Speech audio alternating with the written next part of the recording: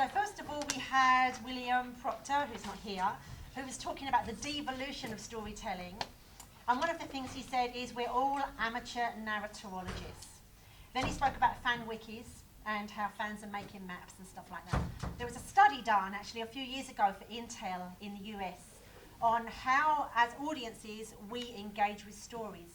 And the research project came up with 4 levels of conversation between storytellers and audiences, which also works for brands and consumers. The first level is broadcast TV, which essentially they're saying is dead, right? So we watch television pipe down a tube that comes up in a screen in our house or on our laptop, and as broadcasters, they've got their fingers in their ears. They're not listening. The second level is welcome to my world. The second level is the I'm listening model. The I'm listening model is what they did with Justin Bieber's movie, where they put out stills from the shoot online while they were shooting the movie, and they asked the audience or the fans on Twitter whether Bieber should wear the black hat or the white hat in the next scene. Of course, nobody was really listening, but it was kind of an illusion of listening back. The third level, I feel, is where William was on the idea of fan wikis. It was called the Welcome to My World model, and that's what was done with Tim Kring's TV series Heroes, where there were assets from the show released online before the TV show went live. And by season 3 of Heroes, the fan wiki was better documented than the story bible that the writers had, because the fans loved it so much they added like tiny little details in that the writers didn't have in their bible. The fourth level was Take It, It's Yours, which is what Eric Kripke did with Supernatural season 8, where he asked fans to create canon to add into the show. So I kind of felt that sort of touched on the fact that as audiences we want to get involved. Then Dinah spoke about connecting with your audience to keep them engaged. Then we had talk from Roger about the emotional element of storytelling, and he also mentioned Trump and the meta-narratives, which I will go back to in a little while. And then obviously we had Matt just now talking about connecting with an audience. And we're now going to talk, Lincoln and I, about this idea of how, as an audience, do we tie into this? Because as a writer, like I come from a novelist background way back in the ancient times, right? And then when I wrote my books, I didn't really know who my audience were. I would go into bookshops and I'd spy and see who was picking up what kinds of books, but I didn't really know who they were. The idea now is we need to know who we're writing for. Because writing is brilliant and I love it, and I'm lucky enough now that I've written for pretty much all of the platforms right across the board. And a little like Roger, my first play, I stood behind the curtain and looked out at the audience and saw them not laughing at the bits that I thought were funny and wiping a tear at the bits I thought were just a little bit sad, and it changed everything. So if we want to write for us, then it doesn't matter who we're writing for. But if we want to write for something more than just for us, then we need to know who we're writing for and how they engage. Like, it's difficult now even to sell a concept in of a TV show unless you can prove that concept, and at least you can show to the publishers, the networks, that the audience wants something that you're creating. So in a way, I think the audience is now the boss. Talking about that now is Lincoln, who's done a lot of research on fandom, correct? A little bit, yeah. Okay, fandom research, fandom studies, science fiction, pop culture. So maybe we'll kick off with some of your research. On the knowledge, I might interrupt you. Yeah, no, absolutely. I think this is meant to be that sort of Okay, cool. open, live discussion. I'll And take a seat. talking to Alison, and she was talking to me a few weeks ago about the sort of work that she's done and the interactive element between media texts and the audience. My research sort of slots right in the middle, really, as a sort of I guess paid up member of the sort of fan community, a number of fan communities, a lot of which were sort of mentioned today: Star Wars, Transformers. I was very impressed by Billy's sort of list of or sort of wiki of where sort of transmedia fandom has gotten. It's much more detailed than the writers ever probably anticipated, and it's the fans that sort of take it on, as you said, and move and bring it into a whole new sort of level of interactivity, what you might call transmedia fandom, where fans are intent on filling the gaps and the important spaces where these stories exist. And Star Wars being one of the biggest sort of franchises, which again has been sort of talked about a lot. You could argue that, you know, what has been established on screen or on television by the writers, producers, and now lastly, of course, Disney, pales in comparison to the sort of canon, or you might call fanon, that exists online, in fan fiction, in self-created sort of participatory text. Just sort of talking to my students who have a sort of interest, often enthusiasm to big franchises like Star Wars, you could argue, what is a Star Wars text? What is the official? What is canon? And what indeed is extra? The expanded universe for Star Wars was, in many ways, the most important bit for fans before J.J. Abrams and Disney started tinkering with it, adding films that, as Billy this morning alluded to, haven't gone down that well with fans. The expanded universe actually is where all the stories are told, whether it be in novels, fan fiction, comics, and indeed some of the videos, one of which I want to show you a snippet of in a second, because they extend the text well beyond the film screen, well beyond that 2-hour movie that comes up once in a while, or thanks to Disney, every 2 or 3 years on a sort of regular pace. What fans produce becomes that sort of living world, that meta universe, that narrative universe that they sort of remain in, partake in, expand daily. You know, you could argue they are paratexts, sort of extra to, surrounding the sort of central text, or for some they could be indeed the central text, the ones that exist as canon. And we talked about authorship before, talking about, you know, the role of the author and taking an author's sort of story and making it transmedia. For fans, the text is theirs to play with as they want. It's that sense of shared ownership.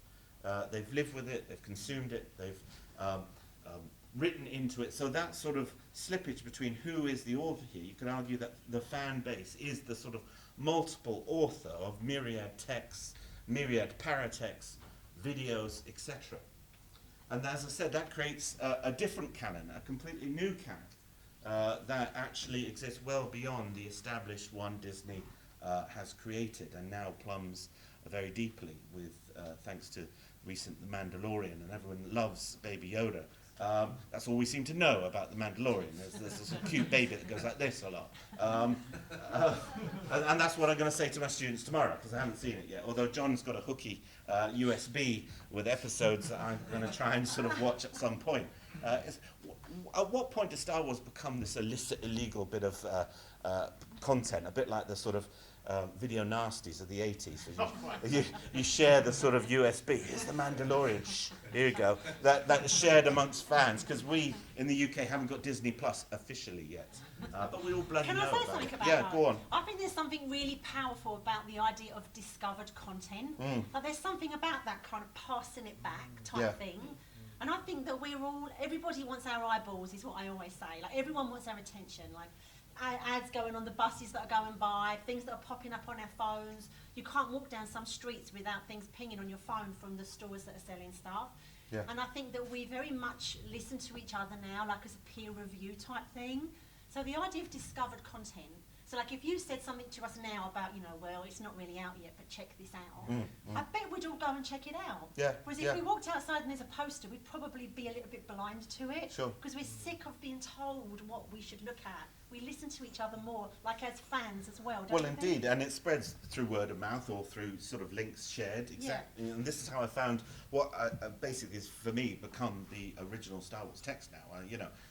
I found this Australian Star Wars fan video through a trailer for it. I linked through a YouTube reference that fans sort of, then sort of suggested you should watch this, and this then becomes, in many ways, the real text for me. Partly because of my love of Australian soap operas and my awareness of sort of, Australian culture and some of the sort of stereotypes that circulate within Australian media. Star Wars Down Under, which I highly recommend. It's a half-hour movie. You can get it free on YouTube. This is the 2-minute trailer for it, if we want to have a look. Do the lights work on here? Brilliant. What's with the Australian love of Australian soap operas? I grew up watching Neighbours. Okay. My wife's Australian. Okay. So this is described on YouTube as Star Wars Down Under, an epic tale of the good, the bad, and the thirsty. This is if you mash up a cheap Australian beer commercial with Star Wars. Oh no, not that one. This one.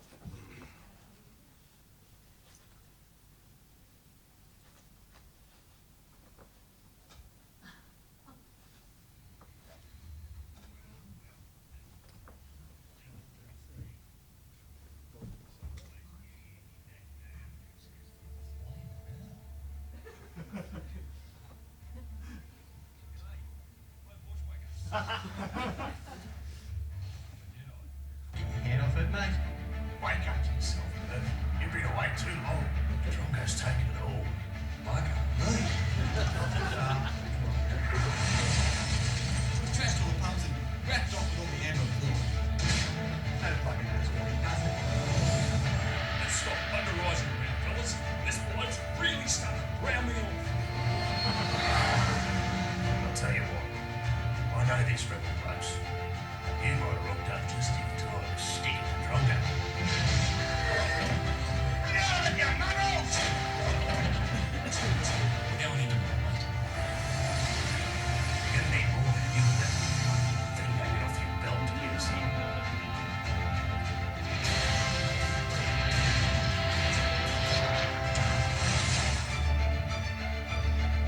Urban bushwhacker. You know Homer. Look at you. Hopeless. Shove it up, mate.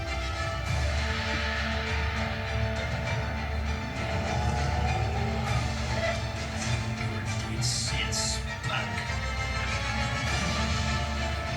It's gonna take a while now. You're flying over. Oh, sweet buttery. Oh! It's rusty! It's beautiful! Stop this madness now, you hobbits!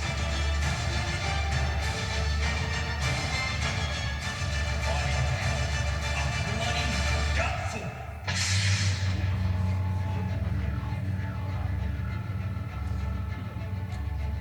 What's strange, I just know that's the first time I've ever had subtitles and it. Say what? You know, we're translating Australian now on you.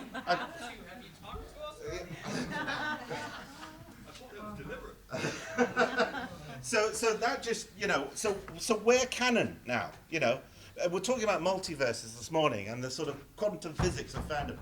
Does this exist somewhere in the original concept, George Lucas, of the sort of, you know, the Republic? That Merv Bushwhacker is that long-lost Jedi searching for something bigger, deeper, more important. And this is obviously, as I said, a fan product. It's a half-hour movie, and this was just a short sort of trailer for it. So it really extends the whole notion of story and transmedia storytelling. And to what extent is this more official, authentic than any of the sort of content produced by Disney sort of post the buyout in 2012-14 or whenever it was?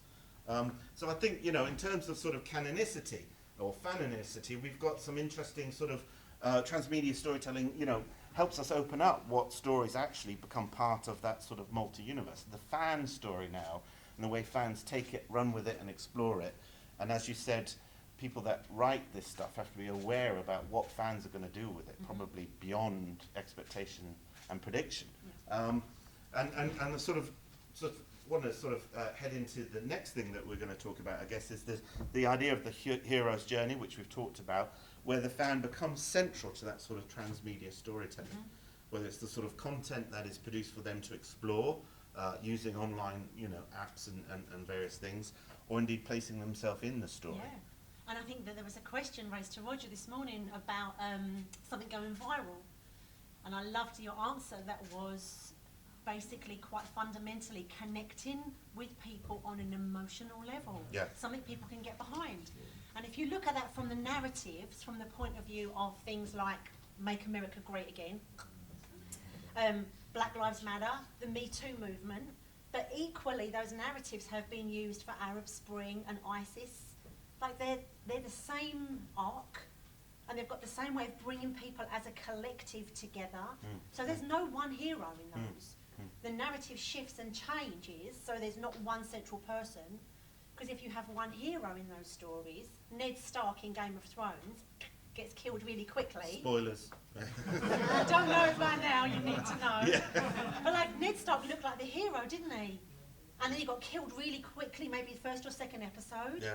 And we understand really quickly then that no one's going to come to save anyone in Game of Thrones.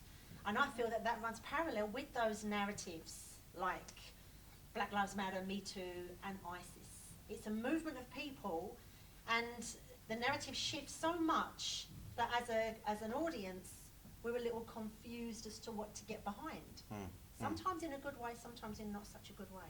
Yeah, and I think, you know, sort of mobile phone technologies and games on your app allow you to be a bit more of a sort of in control of your own story, for example.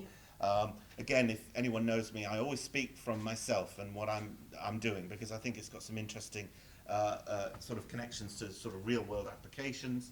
So this journey about the collective, I see that in the game Pokemon Go, another obsession of mine. It's Australian, still, I'm level 40, cracking on. This has been going on for years. I'm deep. I'm He's got deep. shares. I'm well gone. But the Pokemon Go as a game, you know, gives you that role as both the individual doing their bit on their phone, but part of that wider collective, because, you know, there's thousands, there's millions of people also playing this game. The game encourages you, if you don't know it, of course, to sort of transform the world in which you live into that gaming environment where you play as a sort of mobile avatar, looking for those crafty little creatures on the street, spinning geographic stops that are located via GPS. There's a map of Boston, for example. People create their own sort of hacks of the game where you can see where all the Pokemon are, so you could travel to go catch them. It's an immersive game, so those real spaces become virtual spaces in which you need to sort of travel to. And increasingly the game has become more of a collective enterprise. It's not just you individually collecting Pokemon on your personal journey. It encourages that collective, fans gathering. So a couple of years ago, Chester was the first UK city to create a Pokemon Go themed treasure hunt, which allowed you to sort of interact with historical locations in the city. At the same time, you pick up special rewards virtually in the game. I would suggest any non-Pokemon Go players don't go to Liverpool in April, because the weekend is happening. It's the first UK safari zone where people have paid their 60 quid entry fee to go and basically do this around Liverpool, looking at their phones, collecting Pokemon, spinning stops, battling each other.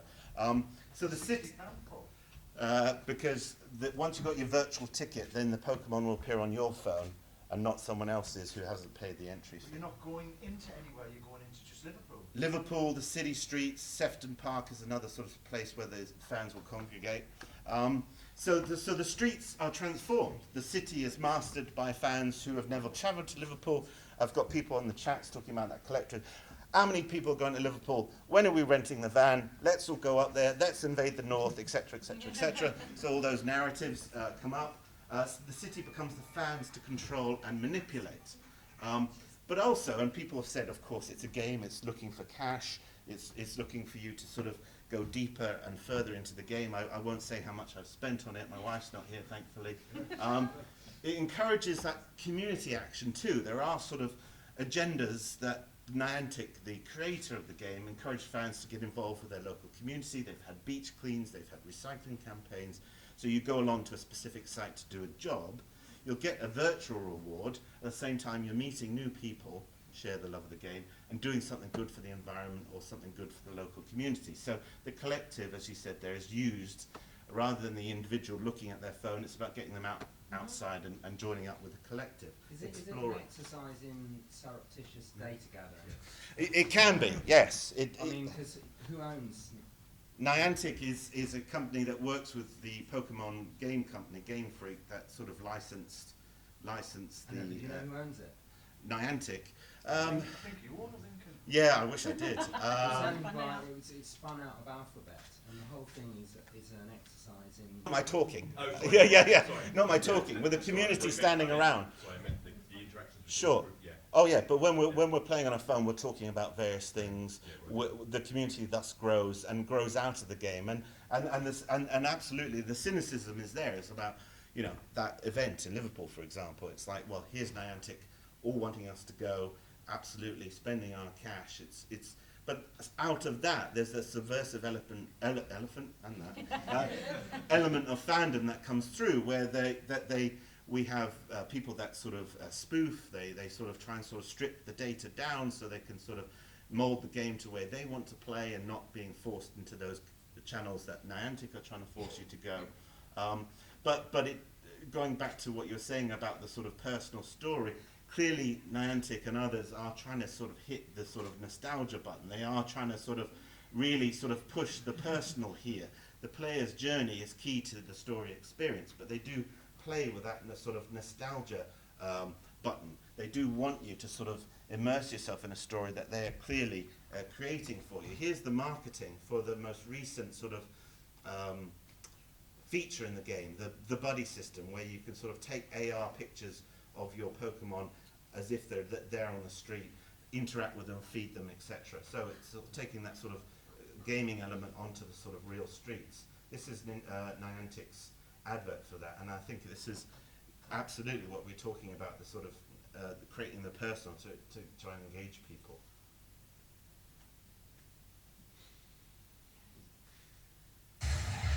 Obviously I have to get through the adverts, because it's a computer game.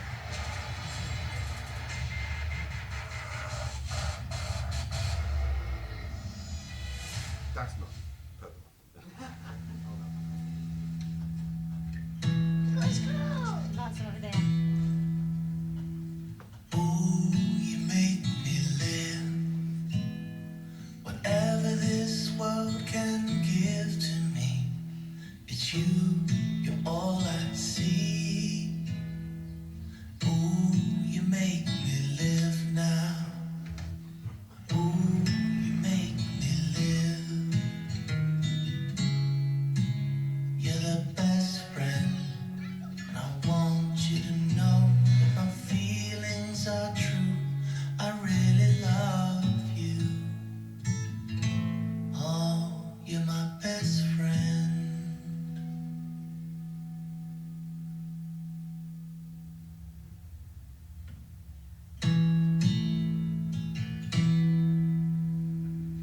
Ooh, you make me live.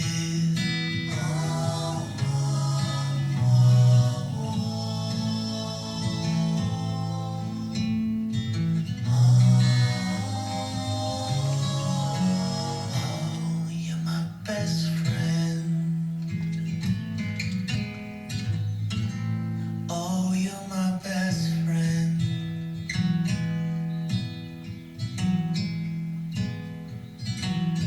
Now you could say that's a trail for Nintendo and Niantic, or a trail for a new episode of Black Mirror. It's up to you really, but I think, you know, interesting that they are playing on those sort of emotional ties that fans create with media franchises. They're clearly aware of the sort of the co-opting of fans into sort of extending the brands, extending the narratives. But like with the previous video I showed, I think fans are able to play within those margins and often create more subversive texts that are more enjoyable, I think is the key point. But there. they're playing on nostalgia too, aren't Yeah. they? Like the famous Don Draper speech about nostalgia, right? The kid's there as a little boy with the toy, and now he's what, I don't know, 18, and he's got the little thing now. Yeah. It's smart. But also it's some of the techniques that have worked so well with transmedia storytelling. You know, you create environments where the fans can capture content, take photographs, share their progression. Yeah. You know, so they then share what they're doing, and that plays into the marketing of all of it too. Right? Yeah, and I think the communities around these texts are more important, you know, using other forms of social media to either talk about it, and those narratives spill out in other platforms. That extends the text beyond simply what we're fed through your mobile phone or on YouTube, for example. And then some of those characters, you know, can be used in own fan product, own fan content, and this is the whole point behind Henry Jenkins' work, which has sort of created the world of fan studies as we know it today, is that being participatory, it can be also very subversive. It can end up with sort of very combative and antagonistic sort of rivalries between fans and between sort of factions of fans, and some of research done by people in this room have sort of looked at that. So fandom is both supportive and celebratory, but it's also toxic, exactly, that's the word. And I think that's something that producers and story writers should be aware of, because those stories mean something very personal to the fans, and how they use and sort of put them into their own sort of world's everyday experience. But there's It's very something there personal. about protecting the integrity of the IP, right? Oh, absolutely. So, like a few years ago, I was called in to talk to BBC about Doctor Who. Can you imagine how excited I was then to have that opportunity? And they've got so much happening around Doctor Who. You can buy Doctor Who toilet roll. You can buy TARDIS earrings. Like, it's just, the franchise is crazy, right? And they know that it's crazy. And they feel like it's this big funnel of stuff of Doctor Who that's just swirling, the Sarah Jane mysteries and the K9 stories and all of that. And there's nothing really that's protected the integrity of the Doctor Who IP, and they know it needs to happen. It won't happen right now, as things are, but there's something about as well the fans being able to step into a space where they know that that's protected. And it reminds me a little bit of how Matt probably felt when the Snow Witch was taken. That's what you were so passionate about as the writer. You wanted to protect the integrity of what you created. And there's something scary. If you don't have a fan base that will like police that with you and for you, it's a little bit open season, isn't it? So there's something just come in the Guardian today. It's called The Diehards of Doom, why Doctor Who is the show fans love to hate. Oh, Yeah, right, yeah. really? It's kind of going through history when, so you had second Doctor, Patrick Troughton, hated him, everyone hated him. Really? Everyone hated Tom Baker, which we now see as kind of the quintessential. Yeah. So it's quite interesting when they're saying, I think it was Jenkins who said, fandom is about loving something so much that you hate it at the same time. Yeah, and you can have that sort of occupy that position at the same time, can't you? That dual sort of Which is my personality. Star Trek Discovery thing this Yeah. morning. I love Star Trek more than I love Star Wars by miles. record that. And Star Trek Discovery really, really upsets me. Yeah. Because I've seen the plot, I like that. Patrick Stewart, what's not wrong? But I think that protection of the integrity of the IP, like as a transmedia producer, if you like, that's how I would consider my role to step in. And I think the sweet spot of that is something that I like to call exclusive inclusivity, which sounds like a contradiction, right? But exclusive inclusivity for me is, for example, if you follow a certain faith or religion or a certain kind of sports team, when you're there with your people, you are absolutely included. You know, you're one of the fans or one of the worshippers or one of whatever you might be, right? But then when you're not with your people, you're a little bit exclusive. Yeah, So absolutely. you kind of have that nice opportunity to create a franchise, if you like, that allows people to have that feeling. Because I think people inherently want to belong to something, which is maybe why ISIS did so well with recruiting, right? There's a lot of young men out there that want to feel they belong and they're part of the thing. And my spin on it is, as storytellers, we can create that in a positive way. And of course, that's not something you do quickly, right? Yeah, and scholars have talked about, whole sort of textual universes that fans love and expand from shows that don't exist, right? So Galaxy Quest the movie inspires a whole fandom around a fake TV show called Galaxy Quest. So fans have to create the content in order to watch the content, in order to sort of dress up as it. Right. Same as in Community. And Community, Paul Booth's work on sort of Dr. Spacetime, or Inspector Spacetime, which is a clear sort of parody of Doctor Who, Yeah. because you can't have Doctor Who in an NBC show. Right. But this character of a sort of British detective with bowler hat travelling in a red phone box around time and space, that becomes a fan text, because then fans create their own stories.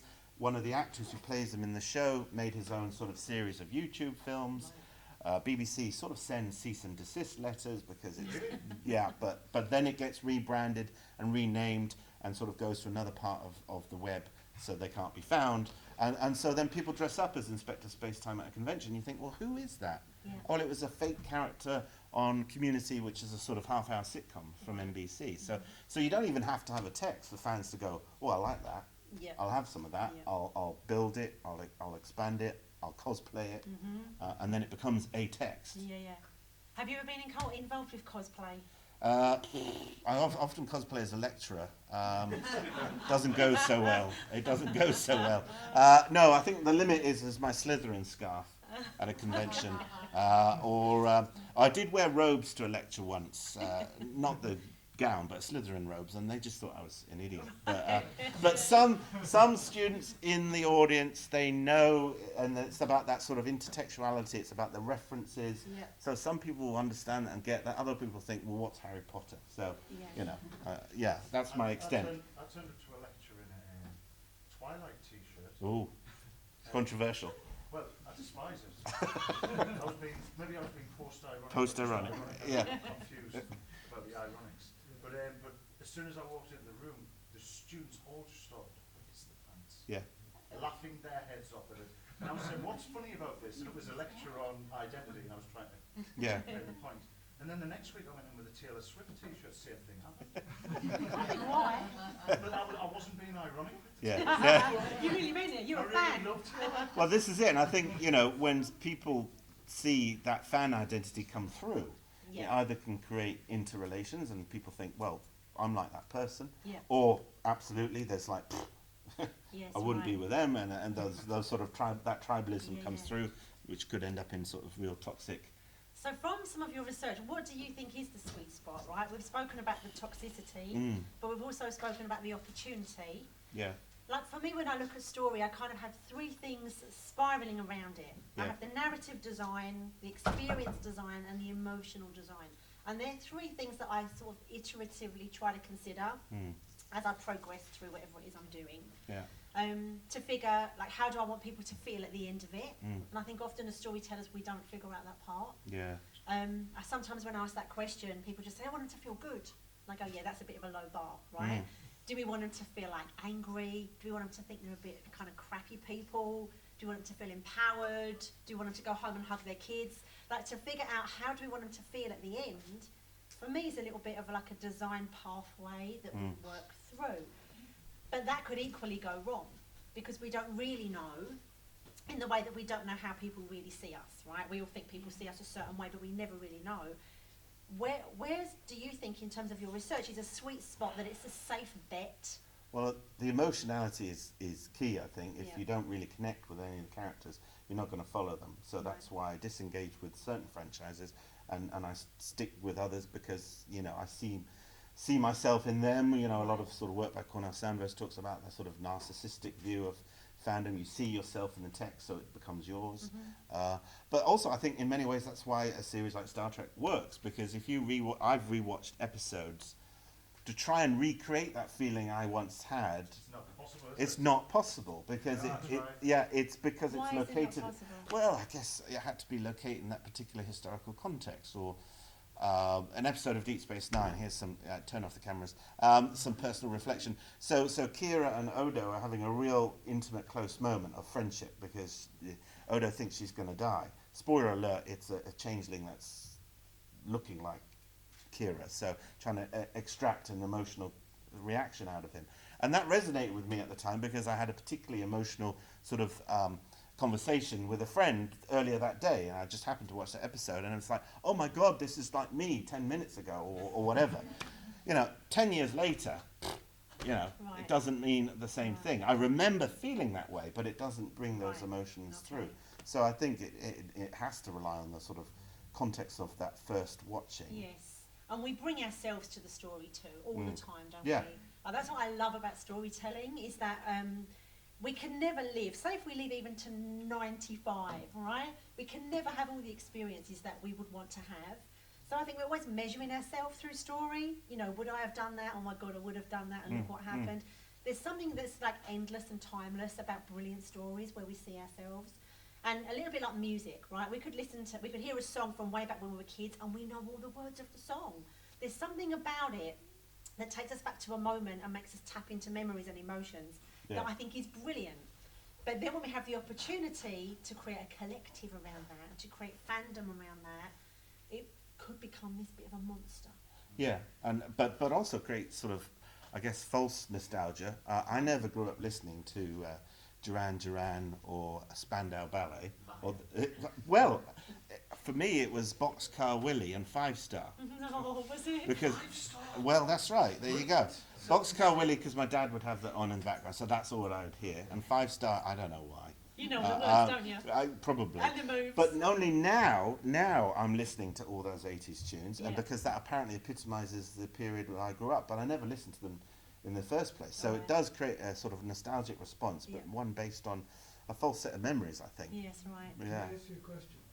Because the point you were raising about storytelling and about Australia, it occurred to me, just listening to you talk about the space that's being filled by fans, about Dickens. That when Dickens, each chapter, it would take a month to arrive. So that means that after, whatever the chapter was, there'd be a month for Australians to wonder what was going to happen next. And I just wondered if you've ever looked at the question of how they reacted during that month, whether there's any record of them doing the same kind of thing before transmedia. I don't know the answer to that, whether there's records. But I do have some thoughts on it. What happened with Dickens? I mean, in America, when they were waiting for the next instalment of Dombey and Son, the fans were actually at the dock. Yeah, They became so feverish that Really? some of them fell in and drowned. Oh, no, really? So Dickens, but at the time when Dickens was writing this serial fiction, he was admonished. He was destroyed by the literary establishment. Yeah, that's right. They thought it was a laudanum type drug. That was a quote. Yeah. So serial fiction, because of the what would you call it? The Addiction, really. Yeah. But they saw it as addiction, but it's kind of a delayed gratitude, isn't it? Yeah. So for them, they thought this is dangerous. But it really was dangerous. Dangerous in the sense that Dickens was talking about social issues at the time, and the working classes might, kind of say, let's rise up. Yeah, right. That's it. But I do feel as well there's a point in that. So we could binge watch shows on Netflix like BoJack Horseman, Arrested Development, Kimmy Schmidt in a weekend, or even House of Cards, right? And they're created in a way that, you're a real saddo, not you are, but I am. Because you do like 45 minutes and you go, oh, I could fit another one in, right? And then you're in bed or like that with your iPad. Oh, God. Everyone does that. Because they won't. So it's designed that you binge it in a weekend. And then I think the way that they drop those titles on the Monday, everyone rushes. Whether they're rushing into work or they're rushing to the keyboard. But shows like Game of Thrones and Breaking Bad, when they were first released, they made you wait for the week. Yes. And there was something about that week. Because what that allowed was for some fans to be more knowledgeable and be more super fans, and they'd do blog posts and they'd like hold court, if you like, for the other fans to come in. So there's something about the pacing of that experience too, isn't there, that you have But to that's wait. why I was wondering whether it happened in the 19th Yeah, I century. don't know. It did happen for Dickens, yeah. Dickens was, especially Dickens, I know there was other people writing around that time. There's a great book by Frank Rose called The Art of Immersion, Yes. which he talks about, well, he calls Dickens the master of the serial. And really, I mean, if you think about what a serial is, yes, it's about us wanting long form storytelling to get to know characters over longer, but it's also a capitalist tool. It is about, well, Matt Freeman calls it commodity braiding. So you braiding all these things together. What is it? Entertainment set in stones, Matt? Some bollocks. So what it is the cliffhanger was invented for this exact reason. Right. And it was literally someone hanging off, I think it was Flash Gordon, hanging off the edge of a cliff. Especially cinema, Yeah. when you were a child. Yeah, And you never exactly know right. the next week whether you're going to have a Batman that was no good or Superman that was absolutely fantastic. Yeah, and But that's that what goes it back is. to the manipulatory area of storytelling, Absolutely. right? And it can be used for good, like everything, and can be used for I bad. think it's both. Right. That's why when you say, what was your term again, Alison? Exclusive inclusivity. It's what we would call a dialectic, right? It's Yeah. just a Right. complex intermixture of both. Right. So when you talk about what you're talking about, Lincoln, with okay, Pokemon app is what did you say it was about data collection? So it's data capture. Yes, it is that, but it's also very effective for people who are involved. I've seen Lincoln at must be for the last 4 years, 3 or 4 years, at conferences, and I'm like, where's Lincoln gone? And I look around the corner and he's doing this. Oh, stop. You're Yeah, not. yeah. I'm not joking. I'm not joking. London. I'm looking for Pokemon. Yeah, London, they're everywhere. Westfield, They're everywhere. Norfolk. Yeah, but the exclusivity is that, is about the regionality. So your Pokemon will come with a geotag to it.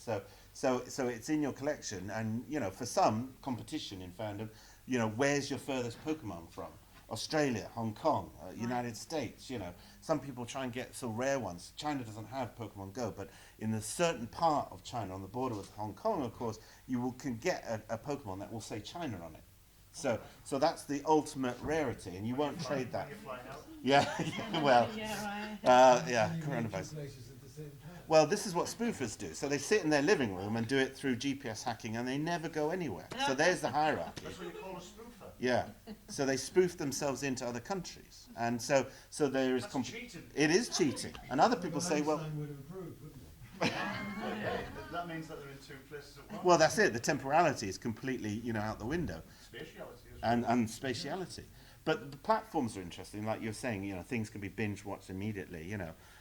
I got into Star Trek Next Generation because, being in the UK, it came out, 2-3 years after? Very, very long time. Very It's long like- time. Same with films, right? Yeah. So we Large had space. A film coming out if Star Wars came out in December in America, we would get like July. Yeah. And then I would encounter it in the video store at the bottom of the road, 2 episodes per video. You go Yeah, I remember. watch those, and then go back, and then you have to wait another 2 years before the next season comes out. Now we're spoilt for choice. Now we're going to Paul for his USB stick. Exactly, naughty USB sticks, and this is the nature of that sort of abundance of narrative. Talking about the multiverse again, and it's how much is too much, and maybe this is where. Now. Yeah, It's too much. it's all too much, and that's why maybe Star Wars has gone down that sort of valley of you had to wait for quality, years between, and you could fill the gaps with new stories. You could read, authors would expand the universe here, there, and everywhere. Now it's like film after film after But film. look at Avatar. That was 2009, that movie. Yeah, we're And still it just waiting. shot 2, 3, 4, and 5 all at the same time. Yeah, so we're going to get them in a huge binge, But probably. that's a whole different audience now. Yes. Right? Completely. Yeah. Totally. Well, yeah, I It mentioned work. I that don't to know students. Succession? Sorry? Succession season 2 was Yes. on for about a month, and then they took it off again. That's right. And there's an entire online forum Right. about where is Succession 2. Okay, really. Seriously, they put it on for a very short window, and then took it off. Oh, Well, that again creates exclusivity, doesn't it? Yes. So if you've seen it, you're part of the lucky few. That's right, yeah. Exactly. Do you find it difficult these days to, because Picard is coming out weekly, I'm finding that I might have become more attuned to binging, Mm. or at least having it there. Yep. So now that it's coming out every week, I'm kind of becoming really annoyed. No, you Well, don't and like again, that's that fan service. The fans expect it to be immediate or. Well, it's kind of like, it feels like someone said to me there's this, that it's really slow, isn't it? I said, I don't know if it's slow if we had it all. Yeah. Yeah. Yeah. But we're impatient now. And I reckon the No, that's a good students, way of which I putting it. wouldn't call them out on, I bet they don't like reading stuff. They want the stuff straight away. Like it's a different era that like the younger kids have been brought up in, that everything's there at the touch of your fingers. Rather than read the book, you can watch the video. My students don't read books. Right, that's what you said earlier, yeah. I mean it. And tragedy. It's a shame. It's a I shame. actually don't think that's true. Okay. What we're seeing in publishing is that more people read now than ever. Wow, really? But they are reading in different formats and different media and different ways. Sorry, you're talking about fiction. Sorry, I was talking about academic work. Yeah. So fiction, yeah, I think that's probably true. That So what are the different ways then? What are you seeing? Well, I mean, we've all been reading, right? We read social media, we read BuzzFeed articles, we read Twitter, we read, and I would say that they are reading academic texts, but part of the problem is that they haven't been taught how to read academic text, so they read it like fiction and then get frustrated because they don't understand it, which fair enough. So, there's lots out there and they are reading things. I mean, you just look at fan conversation on Tumblr or Twitter, they're talking about some of the same theories that we are. They just, don't feel the need to go back to some old white guy who said it in 1943.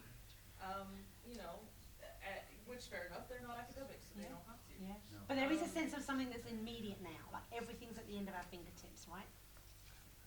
We don't want to wait, like what you're saying. There's a danger of being too generalistic about that generation and I don't mean just that generation. I mean generally. Yeah, like now. For me, like you said, you don't like to wait anymore, and I kind of feel like that too. I didn't realise that I cared, but it was just like, I don't like this weekly weird. It reminds me of, I don't know, when we were watching, when you mentioned Neighbours before, every day, right? Every day you're Yeah, but the supposed. soaps have to be on every day. Yeah. No one would wait a week for that, would they? They would. They had Go back, yeah? They had the omnibus, which was on Sunday, where all the episode was shown as one long movie. Oh, God. Different My way. mum watches Yeah. all of them. Different way of consuming a soap. You still see online texts that are come out sequentially. You look at web series, which are becoming very popular. They're not all released at once. They're released as though they're blogs or vlogs, and audiences are waiting for those. And part of that waiting is part of the joy in that is anticipation. Yeah. So you know. Oh, and that's filling why the I say gap it's with dangerous stories. to make generalizations. I think that ties as well into the structure of the story. You know, there's sometimes when I'm working with whether it's students or clients, it becomes very evident very quickly that this needs to be episodic. There's something very intriguing and addictive to episodic. But then there's the question of duration. How long will people give to it? And then how long will people wait for it in between? And it's about getting that balance right. I did a project for Harlequin, Mills and Boon that was a web series, 39 lots of 3 minutes, ran over 13 weeks. And each episode of 3 minutes would drop on a Monday, Wednesday and Friday. I reckon by week 4, everyone was bored with it already. It's too long, 13 weeks of 3, too much. So it's about as well testing and prototyping, I think, who the audience are, what they expect. I love it because there's no one size fits all. No, there's no kind of solution to just everyone will be happy. Right, because it's so And unique. I think it's right to say that, to generalise. I mean, I was just talking about me. I don't know about anyone else. That's why I was asking if the wait for. I mean, for me, it's like when I read a book. I have to read for long periods of time before I become lost, and that's what I'm looking for. And if I'm binging something, the word binge is horrible because it implies I'm doing something wrong. It's like that word guilty pleasure. Why is it not just pleasure? It's like guilty pleasure is like, is that not sneaking downstairs to eat some chocolate at midnight? Sounds good to me. But it's like if I can binge something, like I don't know if anyone's watched The Expanse on Amazon Prime. So in that, if I just put that on and watch 4 hours of it, I'm in space, and I just get lost. But that weekly thing pulls me out, and I think getting lost is kind of what I want. That's nice. More than anything. I'm going to draw it all to a close now. Get lost. Yeah. It's been a fantastic